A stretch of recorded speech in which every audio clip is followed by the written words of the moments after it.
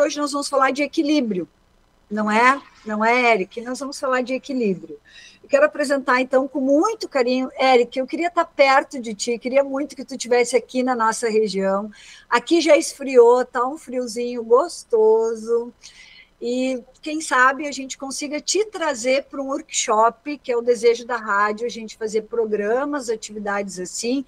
E a minha proposta para a rádio é a gente começar contigo, viu? Então, quero apresentar para todas as pessoas que me seguem, que estão ouvindo, passando na BR, que está no carro, que está no caminhão, que está em casa. Mandar um abraço para o seu Josiel, para a dona Hilda, para a Malu, para o Mauro, para a Yara, para o Jorge, que estão sempre ligadinhos conosco. Hoje, vocês vão ter a honra de ouvir uma pessoa que mudou o jeito da sua vida, simplesmente porque se conectou melhor consigo mesmo. Eric Leite, sigam ele lá no Instagram, terapeuta, escritor e empresário. Oi, Eric, seja bem-vindo ao Tua Saúde. Tu está aqui no finalzinho do Brasil, falando com uma região muito importante, muito sofrida, é a região mais pobre do estado, mas a mais trabalhadora. É que a gente tem uma dificuldade com a indústria, porque nós realmente trabalhamos no campo. E aqui tu vai falar com pessoas da vida real.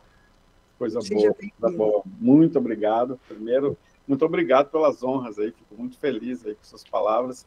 Eu sei que é resultado também de um trabalho longo que eu venho fazendo. Estou muito feliz de ter te impactado aí, de tu ter feito o curso e ter sido realmente afetada aí positivamente pelas coisas que eu trago, porque realmente, como você disse, elas são um pouco fora da casinha, né? Mas eu prometo que eu vou falar bastante aqui sobre de onde vem a teoria por trás de tudo que eu trago, porque eu acho que é importante, eu acho que todo mundo deveria saber. Mas antes, eu queria dizer que o extremo sul do Rio Grande do Sul, eu tenho um carinho especial, porque eu fui acolhido por 7 anos aí, né? Eu morei na Praia do Cassino por 7 anos.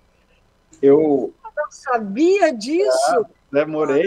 Eu recém voltei agora para Minas Gerais, que é meu estado natal, mas morei na Praia do Cassino, passei aquele período tenso do Covid ali no Cassino, o Cassino me acolheu.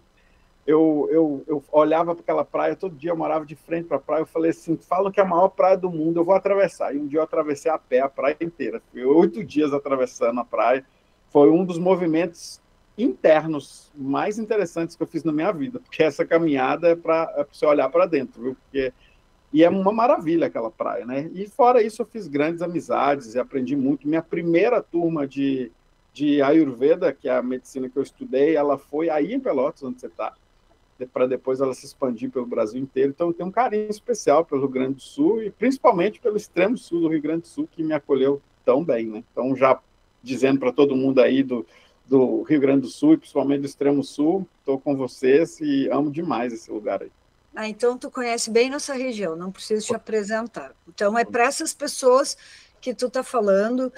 O programa ele está ao vivo pela Sul TV, canal 42, e também amanhã, pela manhã, na Rádio Acústica, das 7 às 8 da manhã, ele tem uma reprise. Então, para quem está nos ouvindo no domingo,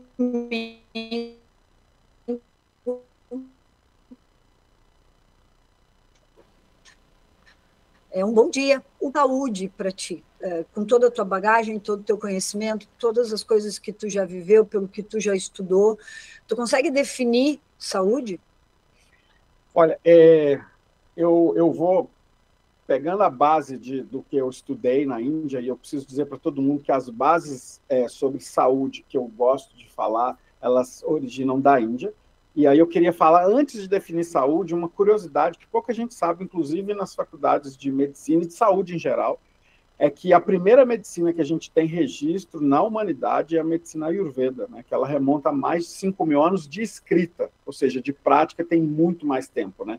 Eu estou aqui, e na minha prateleira, bem atrás de mim, tem um livro que é o primeiro livro que descreveu a cirurgia e com métodos que são usados até hoje. Foi descrito, por exemplo, por um autor que se chama Sushruta. E pouca gente conhece essas origens da nossa medicina, né? E a Ayurveda, então, não é nem a mãe, ela é a vovó de todas as medicinas. E vem daí o pensamento que eu tenho sobre o que é a saúde, né? Eu peço licença para dizer assim, tem uma classificação do que é saúde no Ayurveda, que ela é em sânscrito, eu vou falar bem rapidinho e já explico, que ela diz assim, Samadosha, Samadato, Samagnisha, Malakriyaha, Prasana Atma Indriya Manaha, Swasta Itya Vidyate. Isso é sânscrito, e ele diz assim, que saúde é um estado de equilíbrio. Então, a palavra equilíbrio, ela entra como protagonista quando a gente vai falar sobre saúde, né? Mas o interessante é que ela fala que é o equilíbrio fisiológico, né? Quando a gente fala em doshas, isso é tudo termo técnico, mas vamos lá, é o equilíbrio fisiológico.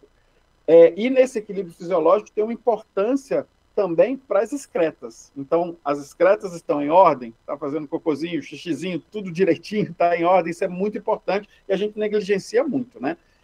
Então, isso também é saúde. Mas aí vem a segunda parte, que eu acho muito interessante, que a Ayurveda diz, saúde é o estado de prazer do teu corpo, da tua mente, dos teus órgãos do sentido e da alma. Então, trazer essa ideia do estado de prazer, ele vai muito além de doença, saúde, prevenção de doenças, mas é um estado que é muito psicológico. Né? Para você entender um estado de prazer, isso passa pelo seu sistema cognitivo, passa pela forma como você participa com o mundo e do mundo. Né? Então, eu acho tão vanguardista o Ayurveda, mesmo sendo tão ancestral, porque ele diz assim, a sua saúde depende da maneira como você se coloca no mundo e como você enxerga o mundo. Então, não adianta a gente só falar de patologia, de prevenção de patologia, é muito mais além disso. É basicamente dizer assim, você está feliz no mundo? Da forma como você insere no mundo, você está feliz? Está tendo prazer de vida? Isso é saúde.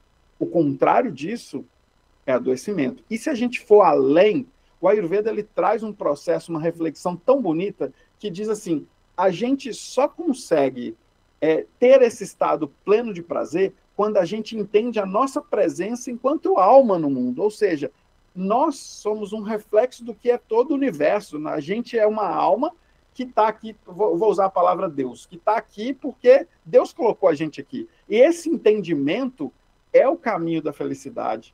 Então, basicamente, tudo que te tira desse processo de conhecimento de que você é um pedacinho de algo muito maior, para o Ayurveda também é doença.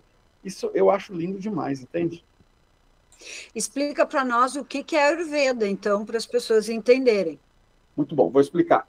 O Ayurveda ele é parte de uma literatura que é considerada a primeira literatura da humanidade. Tem provas materiais disso, né? São os textos védicos. Os textos védicos são textos que, felizmente, a Índia conseguiu preservar parte desses textos nos pergaminhos feitos em cascas de palmeiras, e ali tinha tudo sobre conhecimento humano. Parte desse conhecimento era o conhecimento da medicina, ou seja, tanto do conhecimento das plantas, dos processos terapêuticos, quanto das doenças. E isso data de escrita há mais de 5.000 anos. De prática, a gente nem sabe, tem muito mais que isso. A Ayurveda é esse sistema que pegou o conhecimento filosófico que estava nos Vedas e decodificou isso num sistema de saúde, numa medicina que se nomeia Ayurveda. Ela não é uma terapia, ela não é uma prática integrativa complementar, apesar de ser para o Brasil. Ela é um sistema medicinal. Né? Então, na Índia, ela é todo um sistema que tem hospitais e tudo, e para quem não sabe, a Organização Mundial de Saúde reconhece o Ayurveda como um sistema médico, que nos alguns países asiáticos ele convive com o sistema alopático. Só que ele tem, para mim, uma visão mais holística e mais ampla sobre o que é saúde. Não estou aqui colocando em competição os dois sistemas, mas querendo dizer que a gente deveria aproveitar muito desse saber e trazer ele para junto do saber que a gente tem alopático aqui, eu acho que a gente teria muito a ganhar. Então, quero te pedir para tu conseguir explicar para as pessoas como é que é a nossa medicina ocidental e como é que é a medicina diferente, vista com essa sabedoria milenar. O que é que muda para as pessoas conseguirem... Às vezes, eu falo muito aqui, abro muito, assim, sem criar teoria da conspiração, né? Mas a gente precisa dizer que há uma influência na nossa saúde, na nossa doença, no tratamento de uma indústria Sim. que ganha dinheiro com a doença. Sim. Né?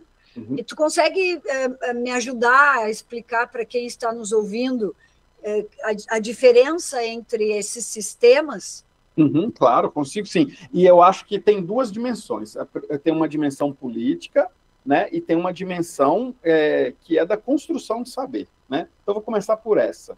Quando a gente toma a medicina alopática, a medicina aqui do Ocidente, a gente passou por alguns progressos. Né? Antes, a gente acreditava que saúde era ausência de doença, para depois entender que saúde é muito mais que isso. Né? É o seu estilo de vida, é como você compreende seu estilo de vida e como que tu consegue evitar ficar doente também. Então, não é só curar a doença.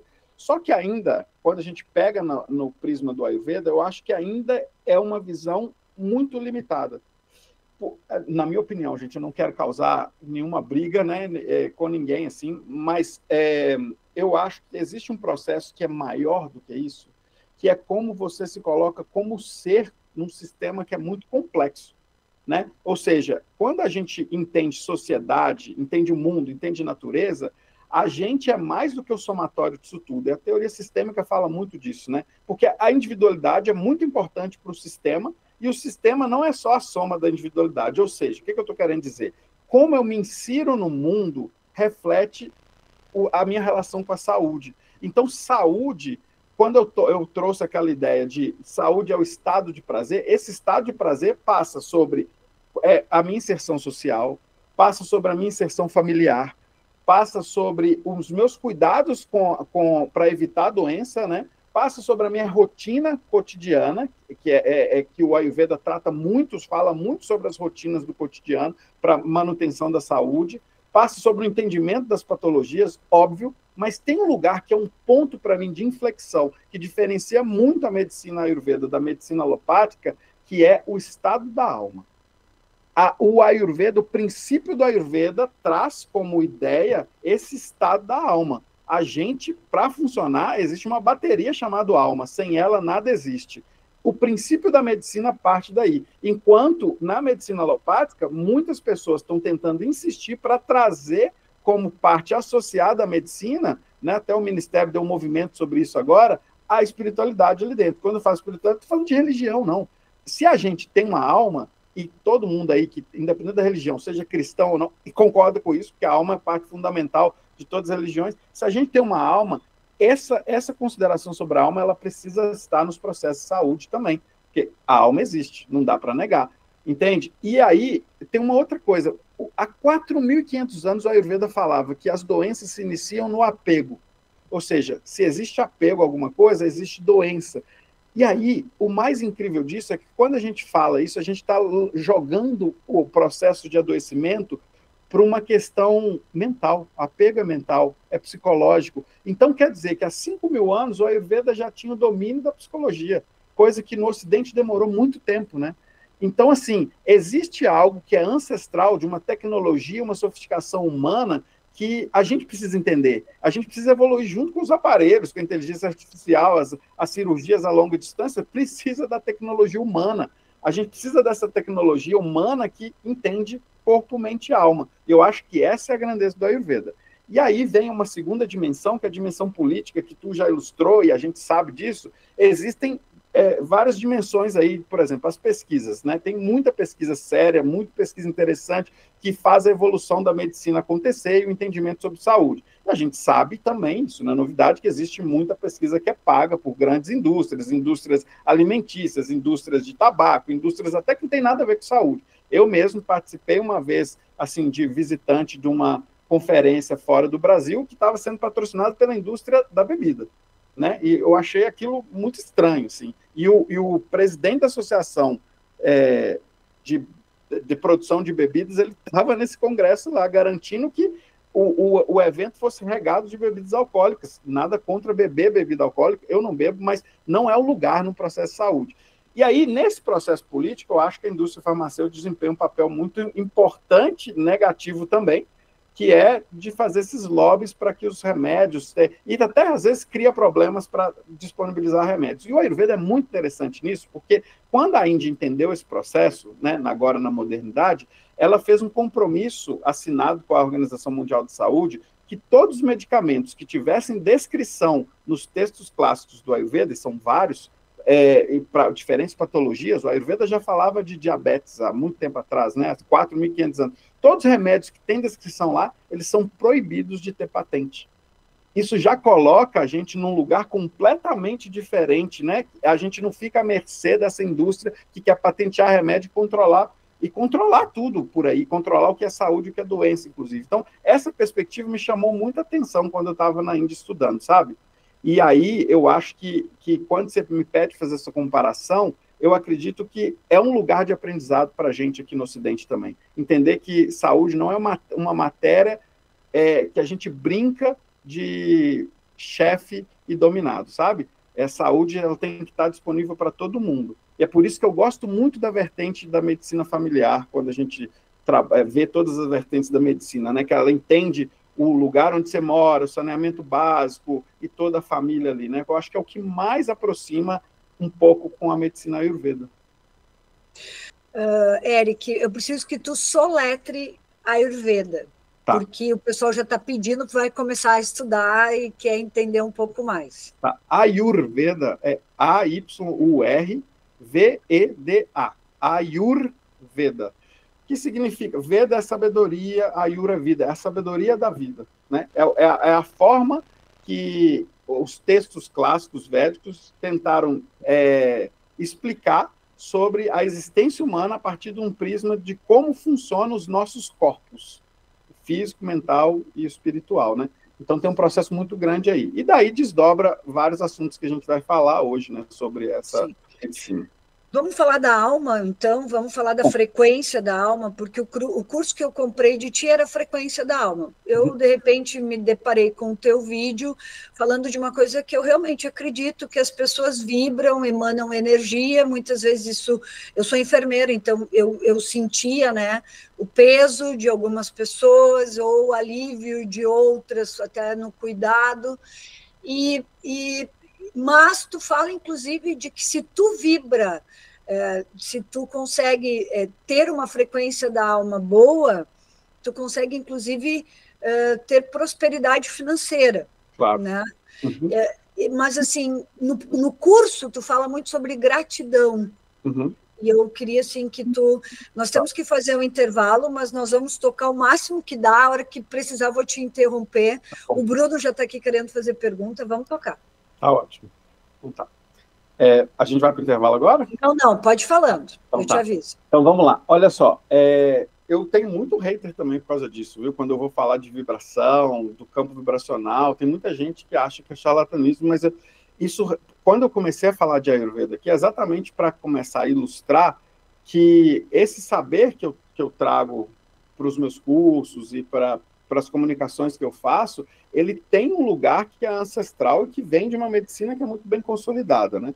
Então, assim, quem entende a Ayurveda num processo mais complexo, mais profundo, descobre que essa medicina ela está o tempo todo falando sobre vibração. Os remédios que estão na Ayurveda hoje são estudados pelo princípio ativo e pela bioquímica, mas os remédios foram pensados na Ayurveda com princípios biofísicos, é vibracional, tá? Só que muito pouca gente quer falar um pouco sobre isso, até porque o sistema do Ayurveda está alopaticizando também, pela influência que a Inglaterra teve colonizando a Índia também. Então, a gente não quer muito olhar para esse lugar vibracional, porque ele é invisível, é difícil de captar, é difícil de fazer pesquisa sobre ele, mas a gente descobriu, tem pouco tempo, que o coração ele tem 40 mil neurônios, né? Então, que ele tem essa comunicação sináptica com o cérebro. Isso está descrito nos textos clássicos da Ayurveda. É muito incrível, né? Muita coisa que a gente acha que a gente descobriu, na verdade, está lá.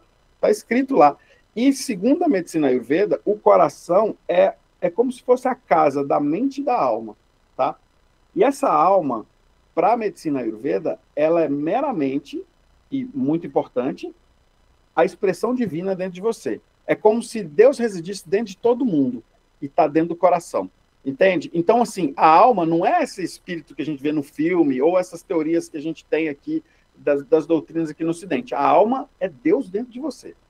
E isso é muito lindo você parar para pensar nisso, né? Eu lembro de uma história que teve uma monja lá na Índia, Ama, que ela é conhecida como a Senhora do Abraço. Então, ela abraçava as pessoas e teve muitos casos de pessoas que se curavam. Ela passava 48 horas sem comer, abraçando as pessoas. Ela ainda é viva. E teve um caso com as pessoas com hanseníase, que ela começou a lamber as chagas e as pessoas voltaram lá curadas. E aí perguntaram para ela, um repórter da BBC chegou para ela e perguntou assim, por que se você lambe essas pessoas, elas se curam da lepra, e se eu fizer isso, elas não se curam? Ela deu duas respostas. Ela falou, a primeira é que você não vai lamber, você não vai ter essa coragem. E a segunda é que eu sou Deus. E aí muita gente montou em cima dela, criticando ela, mas não entendeu a mensagem que ela quis dar. Ela não estava falando que ela é esse Deus para o qual você reza. Ela estava falando que ela entendeu a divindade dentro dela. E a gente fala isso, a gente não tem que ser a imagem e semelhança de Deus. Deus é o lugar dos milagres, então a gente também tem que chegar nesse lugar. Então ela estava dando uma lição que é esse caminho que você tem que fazer. E esse caminho é o caminho para a sua alma. Por isso que as grandes curas que a gente vê acontecendo na Índia, elas passam pela essa jornada interna, meditativa, de chegar nesse lugar da alma. Porque a alma tem essa expressão polivalente e potente. Ela não se altera. A alma, ela é a presença divina. O que acontece? A gente cria camadas ao redor da alma, com as considerações. Quando a gente tem vivências de trauma e dor, a gente cria considerações sobre o que é isso, o que é aquilo, o que eu posso, o que eu não posso, e a gente cristaliza certas opiniões, vamos dizer assim, que estão sendo regidas por traumas e por dor, ao invés de ser regida pela nossa alma. O trauma e a dor existe. Ele já aconteceu. Mas o que eu tenho que fazer com isso? Eu tenho que ultrapassar.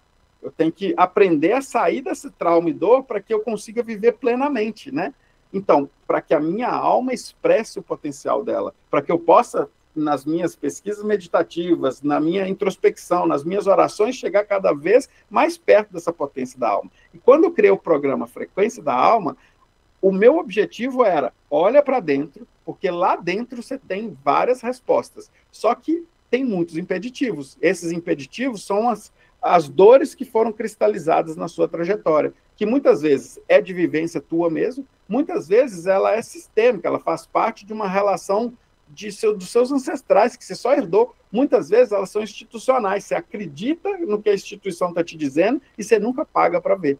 Então, a frequência da alma é uma maneira da gente dissolver essas camadas para você olhar para essa grande verdade que é o teu coração, que é onde grandes milagres acontecem. Muita gente acha que eu estou falando sobre lei da atração quando eu falo que, inclusive, a prosperidade reside aí. Mas não tem nada a ver. Eu nem acredito em lei da atração. Porque na hora que você pensa em lei da atração, você está pensando assim, o que eu preciso atrair? E é muito contrário, eu estou falando o que você precisa manifestar, já está tudo em ti.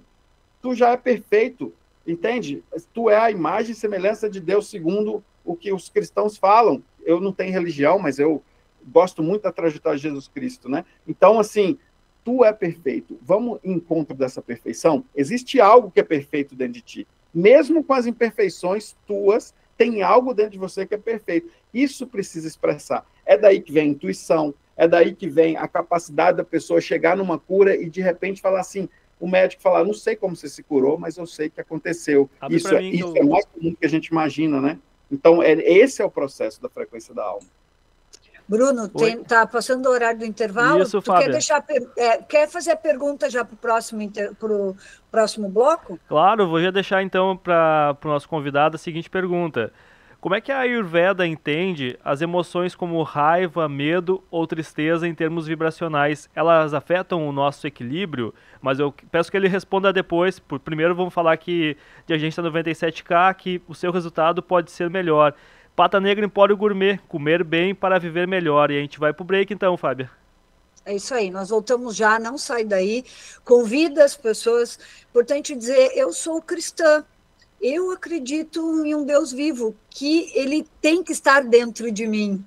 É isso que o Eric está falando. Quando ele fala, porque eu tenho hater, o pessoal fica chamando de charlatão, é porque as pessoas querem as coisas materiais. E o verdadeiro poder, ele não vem de fora para dentro, ele tem que vir de dentro para fora. É disso que nós estamos falando, então, manda para outras pessoas, convida para ouvir, é realmente um conhecimento libertador. Nós voltamos já, não saiam daí. Oi, Bruno, boa tarde. Para quem está chegando agora, nós estamos no Tua Saúde, estamos entrevistando Eric Leite, ele que é escritor, terapeuta, empresário, que eu descobri que já viveu aqui no extremo sul do Rio Grande, aqui no Cassino, sabe bem como é que é o nosso friozinho. E o mais bacana disso é que nós estamos falando sobre equilíbrio, falando sobre saúde e sobre o não adoecimento. O Bruno ou Eric fez uma pergunta sobre como que a raiva, a mágoa, os sentimentos ruins afetam, então, a nossa saúde. E acho que é um ótimo tema, né, para a gente seguir falando. Eu acho que é maravilhosa essa pergunta. Eu preciso contextualizar que os meus estudos sobre saúde, eles vão um pouco para um lugar não ortodoxo, assim, né? Eu vivi dentro de aldeias indígenas, tanto na Amazônia quanto na Bolívia, no Peru. Eu visitei comunidades em lugares extremamente ermos na Ásia. E o meu objetivo era entender realmente como que essas pessoas pensavam em saúde. E tem uma coisa em comum entre todos esses lugares que eu visitei que tem muito a ver com a pergunta do Bruno, porque todas elas disseram uma coisa que me chamou muita atenção, que é que toda doença começa pela raiva. E isso é muito interessante, porque aí eu preciso levar para uma alegoria que está na explicação védica, né? E aí a explicação védica ela usa da própria cultura e da sua cultura espiritual para também criar essas alegorias para explicar alguma coisa. Então, eles falam que a primeira doença humana é a febre, que é derivada da raiva. E aí eles contam uma alegoria da história de Shiva e Parvati, e aí Parvati é a esposa, mas o pai de Parvati não gostava de Shiva de jeito nenhum. E aí, numa festa que Shiva e Parvati não foram convidadas, Parvati, a esposa de Shiva, decidiu ir mesmo assim, que era filho dela. E nessa festa, quando ela chegou, o pai dela estava fazendo chacota de Shiva. E aí ela se matou pulando na fogueira. E Shiva, que era essa presença forte, que sabe de tudo, ficou com muita raiva naquela hora. E aí ele tomou uma forma quase demoníaca, assim, e arrancou a cabeça de todo mundo. E aí, na hora que ele se deu conta, ele voltou com a cabeça de todo mundo, mas do pai da Parvati, ele botou a cabeça de um cabrito, e ele conheceu como Daksha Prajapati, porque o cabrito ele tem uma coisa de subserviência na história, né? E ele virou o maior devoto de Shiva. Mas essa história ela é para ilustrar que se Shiva, que para os indianos é uma deidade, talvez a maior delas, até a deidade está sujeita à raiva. Então a raiva é aquilo que te tira do seu processo, te tira do seu centro completamente. E dela surgem as outras emoções. E dela surge o que para a Ayurveda é a doença que a gente deve dar mais atenção, que é a febre, porque ela está denunciando que outras coisas vão acontecer. Né? A febre é uma tentativa de digestão de algo que está intragável dentro de você. Pode ser uma memória, pode ser uma emoção, pode ser um alimento, ou pode ser uma infecção, e seu corpo tentando digerir. Então, no Ayurveda, a gente nunca trata a febre baixando temperatura. Você pode até baixar se chegar muito alto, mas você tem que cuidar da digestão, tanto das emoções quanto do corpo físico mesmo. Então, assim, quando a gente pensa em raiva, a gente está num lugar muito originário dos problemas. A raiva, ela é uma vibração que ela queima teu corpo. E a raiva, a febre, seria assim um indicativo para a gente sentir que a nossa vibração está abaixo do normal? Perfeito. A raiva é um indicativo, a febre é um indicativo para a gente entender que tem questões emocionais por trás. Não só a raiva, tá? A raiva, a tristeza exacerbada, todas as emoções que te levam para um campo muito exagerado, é um lugar para a gente observar que existem emoções que precisam ser digeridas e não foram. Mesmo que essas emoções, nesse momento, elas possam estar no seu subconsciente e tu não tem clareza dela, mas a questão é emocional. E aí isso se reflete com uma forma como essa doença vibra dentro de ti. E essas emoções, na verdade, elas são sintomas de algo que está muito mais problemático dentro de você, que é uma memória que tu não conseguiu aceitar ainda. Que ela pode ser do útero, ela pode ser da fase da primeira infância, né? Algo que para você foi muito significativo. E assim, na prática clínica, é óbvio que eu não prometo cura de nada para as pessoas, porque a cura não depende de mim, depende de um processo conjunto, né? Da ordem divina, da pessoa que está sendo tratada, do terapeuta ou do profissional da saúde que está auxiliando. Só que eu vou dizer para você que eu tenho muito caso, eu tenho muito depoimento de vários pacientes que, quando olharam para as questões emocionais e descobriram a origem delas, várias doenças que a medicina dizia incurável foram curadas ali. Artrite psoriásica, fibromialgia, alguns casos de esclerose lateral amiotrófica, e eu não vendo prática terapêutica para resolucionar isso, tá? Só para deixar bem claro. O meu objetivo são questões emocionais traumáticas, mas parece, dentro da prática clínica, e é o que eu advogo, que essas origens dessas emoções negativas e traumáticas, elas transformam o seu corpo em um corpo adoecido. E isso é a frequência da alma. Quando a gente limpa essas emoções, você está pronto para brilhar, né? Você está pronto para exercer o seu principal posicionamento aqui na Terra. E tu indicaria, tipo, algum mantra que desse para bloquear um pouco dessa raiva ou uma ansiedade? Não, mantra não. Eu acho que até para a gente aproximar da nossa cultura aqui, né? Eu acho que quem tem consciência do que é o funcionamento do mantra pode ajudar, como uma oração pode ajudar. Mas, olha, uma das melhores ferramentas, duas das melhores ferramentas para ajudar no processo de compreender as emoções, para trabalhá-las depois, e aí existe um trabalho a ser feito, é você ter uma respiração consciente e coordenada, que na Índia a gente chama isso de pranayama, aprender respirações, técnicas de respirações que te colocam em outro lugar, e meditação. Meditação é muito importante, que é a maneira mais potente que eu conheço da gente olhar para dentro. Eu brinco que oração é muito potente. Na oração você está falando com Deus. Na meditação você está aprendendo a escutar. Então, aprender a escutar essa voz interna que de algum lugar ela está te dizendo o caminho que você deve seguir. Então, meditação para mim é o mais poderoso de tudo. Mas no teu curso, Eric, tu fala muito, a primeira coisa que tu ensina é as pessoas agradecer. Isso para mim foi muito significativo. Eu sempre tive assim momentos de oração, sempre aqui na rádio a gente fala sobre a importância de se ouvir, né, como um passo a passo, respira, ouve, toma água, bota os pés no chão, né? Mas agradecer. E tu sugere um exercício de agradecimento de 7 minutos diários.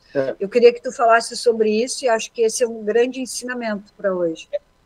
Assim, olha, vou te falar, Fábio, é muito difícil você pedir uma pessoa que está na dor e no trauma para agradecer. Agradecer até a oportunidade de estar vivenciando aquilo, porque aquilo vai levar para um aprendizado. No final, o grande objetivo da saúde é que você, e da doença, são o mesmo, é que você aprenda. Tem gente que fala que você aprende na saúde e na doença, né? Porque no final é tudo aprendizado, né? Então, eu sei que existem as mazelas sociais, tem lugar que está em guerra, tudo. E assim, eu não quero entrar nessa enseja. Eu sei que tem pessoas que passaram pela tristeza das enchentes, até hoje estão com reflexo disso nesse estado lindo que é Rio Grande do Sul, né? E eu não vou ficar falando, agradece, agradece, agradece. Mas existe um saber no agradecimento. Agradecer a oportunidade, primeiro, de estar aqui para contar uma história, mas também de ter podido aprender até com a dor. Quando a gente entende isso, isso não é porque você é obrigado a agradecer, é porque você está dizendo para você mesmo que essa dor não está te dominando e você está ultrapassando ela. A gratidão, ela é instantaneamente devolvida para ti. A partir do momento que você aprende a agradecer com cada coisa que acontece na tua vida, mesmo que ela seja negativa ou que ela seja positiva, você está dizendo que aquele fato, ele não está dominando a tua existência. Seja ele positivo ou negativo, o resultado final é o aprendizado e você está acoplada no aprendizado, você não está apegada no resultado. Então, qual é o resultado? Eu vou aprender, entende? E se eu fiz errado, eu mudo até fazer certo. Se eu fiz certo, obrigado também. Então, a gratidão é algo muito, eu acho que é uma das maiores ferramentas que eu tenho na prática terapêutica, quando eu consigo fazer a pessoa compreender a sua dor e depois disso também conseguir agradecer pelo processo de, por ter consciência dessa dor, ela procurou ajuda. Entende? Eric, eu quero assim fazer uma relação dessa situação do agradecimento com a empatia, Porque muitas vezes a gente tem raiva, tem sentimentos ruins, porque a nossa natureza ela é egoísta, é egocêntrica, né? A natureza humana. E eu vejo muitas pessoas no Instagram vendendo curso, que eles assim falam da importância do eu, de que tu tem que cuidar de ti, tu tem que te preocupar contigo, esquece um pouco as pessoas da volta, não dá bola. E isso me assusta, porque isso exacerba a situação do egoísmo. Não, eu estou aqui, eu sou importante, o resto que se lasque. E se fosse por isso, nós não teríamos 2 grandes conselhos dados por Deus. Ama Deus, segue o modelo de Cristo, né? Falando do cristianismo, mas eu entendo quando o que tu quer dizer, tem outras pessoas que têm outra crença, enxergam Deus de outra maneira, né? Mas então, segue o modelo, segue o coração de Jesus e ama teu próximo, né? Muitas vezes, quando a gente se coloca no lugar do outro, tu consegue também dominar mais os teus sentimentos. Tu acha que eu caminho assim para uma indicação positiva? Eu me assusto muito quando a gente tiver uma sociedade muito mais egoísta do que é. Nós vamos ter muito mais adoecimento. Então, você pega a palavra Deus e tira o D, fica eus, né? A gente está cheio de eutidade, né? Tudo sou eu. Então, assim, tem uma palavra em sânscrito que é para definir objeto, e objeto significa tudo aquilo que está fora de mim, que é tatuam, que é eu outro. O objeto é outra versão de mim, entende? E a gente vive numa rede complexa, é muito complexo essa rede que a gente vive, mas é uma rede, a gente não pode ignorar isso. E esse outro, que é uma versão de mim, para a gente compreender isso, a gente perceber assim, quando eu digo para a gente olhar para dentro, é para a gente chegar no nosso estado da alma. A alma é o divino que está dentro da gente. Então, na Índia a gente fala namastê, né? O divino que está em mim, saúde o divino que está em você, né? Então, se você olhar para dentro, você chega na alma também. Então, deixa eu te fazer uma pergunta, Fábio. Se eu olho para o máximo dentro de mim e você olha para o máximo dentro de você, onde que a gente chega? A gente chega... Eu vou uma pergunta retórica, eu vou te responder. A gente chega no mesmo lugar. O nosso interior é o mesmo lugar. Que talvez essa fonte, que Deus é o universo, é tudo, entende? Então, quando a gente ignora o outro, a gente está ignorando a parte do mesmo sistema. Se você aprendeu que meditar é importante para chegar no estado da alma, quando você abrir os olhos, tem um monte de irmão aí para fora que a gente precisa dar atenção também. Não dá para ignorar que a gente vive numa rede complexa e essa rede é parte do que nós também somos. Essas pessoas estão numa ignorância tão grande porque elas falam para cuidar do eu, mas quando você ignora a rede, você ignora o eu também. Não tem jeito, você não vive sozinho no mundo, né? Certo. Vamos falar de apego, de dor, de adoecimento e aí uma relação com essa frequência da alma que vai te tornar próspero. Quando tu tem uma pessoa que passou fome, que consegue trabalhar, crescer, ter um pouco mais, mas ela continua com o apego do medo de perder. Eu posso ir até mais longe, não precisa nem ser essa pessoa, pode ser o ancestral dela. E isso, a gente herda isso, não precisa nem ser a pessoa. Eu entendo que a gente vive num mundo de diferentes oportunidades, né? Então, não dá para exigir a mesma realidade de todo mundo. Mas tem uma coisa que todo mundo tem igual, a capacidade de buscar resiliência e de buscar resolução. E ela é interna, não tem jeito. Então, a gente precisa identificar onde estão as nossas barreiras, que eu chamo, na teoria da frequência da alma, de camadas que proíbem a gente de expandir.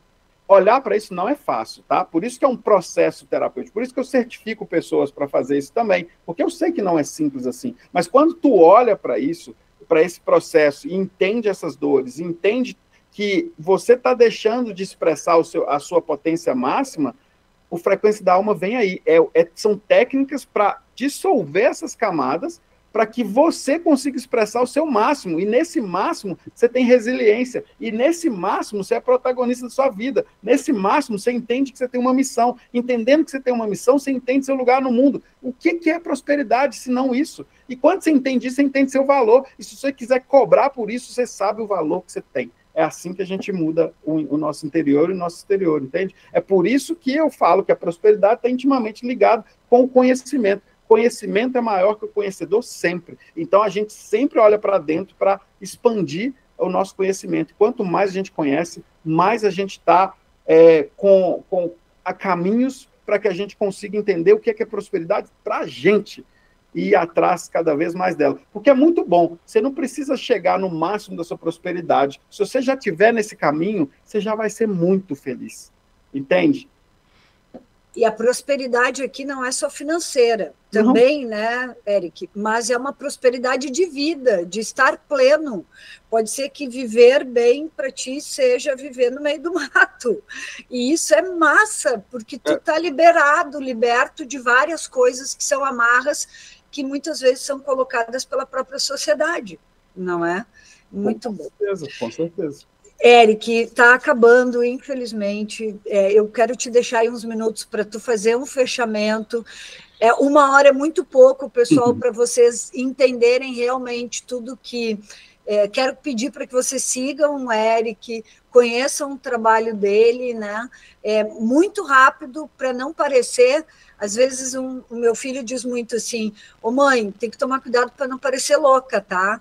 E às vezes a gente pode parecer louca, mas também ele me disse esses dias, quando a senhora explica Deus assim, de dentro para fora, é tão bom, é tão libertador. Então, acho que a gente tem que ser meio louco, né? Foi uma conversa muito profunda e que as pessoas precisam, de fato, talvez ouvir de novo o programa, seguir o Eric. E muito obrigada, Eric. Vou deixar tu te despedir aí, porque daqui a pouquinho o Bruno já manda a gente parar. Tá bom. Fábio, eu quero agradecer, primeiro de tudo, pelo convite, né? Estou muito feliz de falar pela essa rádio que é de um lugar que eu amo demais. Eu queria te dizer que há cura suficiente na loucura, então não se importa com isso, continua aí seu trabalho, que é muito importante, e convida as pessoas a conhecerem também meu trabalho. Se digitar Eric Leite no Instagram, vocês já acham, mas se quiser completo, é ericleite.br, Eric com CK. Ali vocês vão saber um pouco mais de mim, pode me mandar mensagem que eu respondo também, à medida que eu vou conseguindo ali, eu vou respondendo. Mas é isso, eu acho que todo o papo que tem para contribuir para mais qualidade de vida e para que a gente acesse esse lugar de mais prosperidade, missão, protagonismo de vida, eu estou sempre aí para ajudar a pensar sobre isso e executar também as coisas que dá para executar. Então, te agradeço, espero poder fazer algo presencial aí contigo. Vamos fazer sim, e eu agradeço muito as pessoas que estão nos ouvindo, né? Mandar um abraço assim, para Maria Lete, para Malu, para o Renato, para a Helena, sempre aqui presente, para a Dona Yolanda.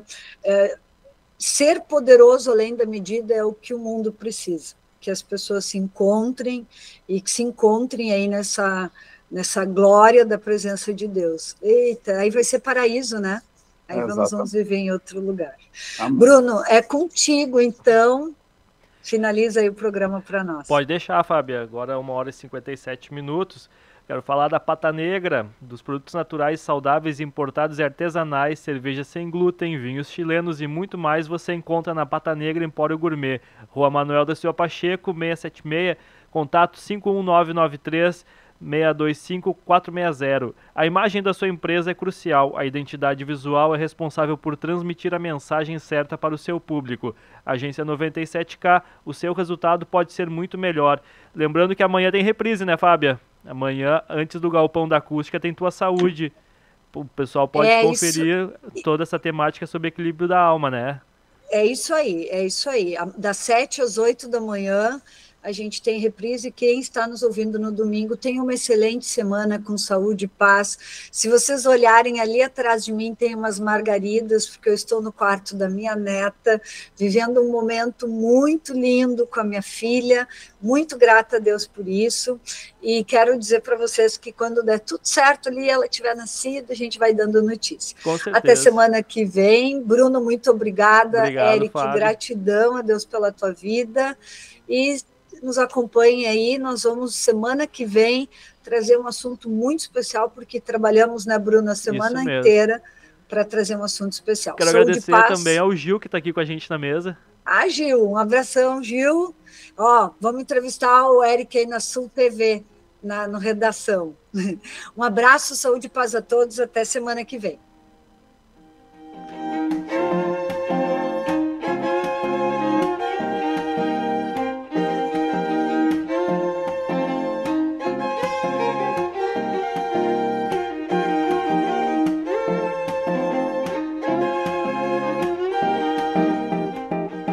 Você acabou de acompanhar na Acústica o programa Tua Saúde, mais qualidade de vida para o corpo e a mente. O Sinal da Gaúcha chega com mais força em Camaquã. Rádio Acústica FM Rede Gaúcha Sat, a fonte da informação presente na região centro-sul do estado. Acústica FM 97,7. Informação, agilidade e credibilidade. Acústica FM e Rede Gaúcha Sat. Informação e muito futebol. Registrou algum incidente na sua região? Salve já o novo número da Acústica FM em sua agenda. 51986369700. Reclamações, sugestões, fotos, vídeos. Notícia na hora certa. Oferecimento Minuano Construção e Agronegócio.